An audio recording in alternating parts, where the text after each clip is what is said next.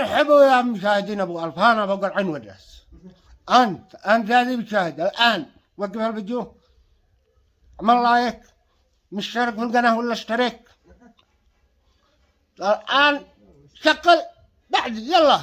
شفتوا هذا هين باشا يطلع على شبابك على خلق الله. خلونا نشاهد. انتوا عصابه؟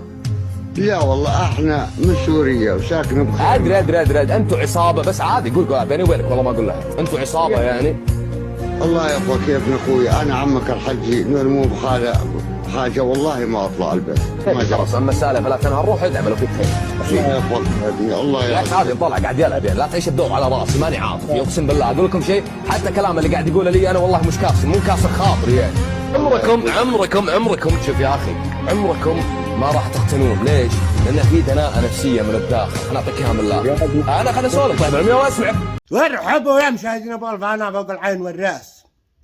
شفتوا هذا قليل الاصل الديوث الذي ليس معه ابوه ذره ناموس، وليس لديه اي ضمير، ولا يعني العرب او الاسلام من شيء. شخص هين مكسر ناموس، يغلط على الشيبه، بيتخيل نفسه مدري منو، يعني انه ما انه ذا وانه عرس وانه ذا. انت الا عاهه على المجتمع.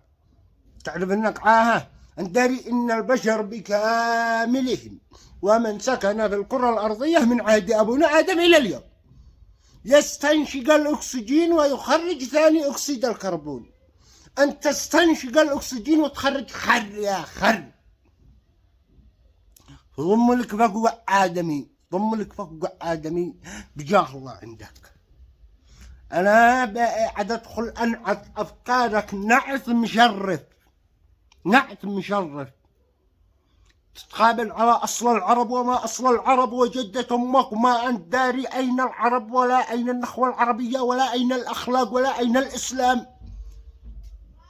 عيش جنن ثانيا، جنن ثاني عقل. أين أنت صالح؟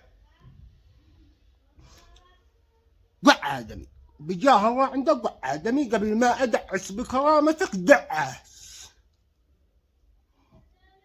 وفي الأخير مشاهد الكريم لا تنسى حق الزكمة، حق الدكمة العرس.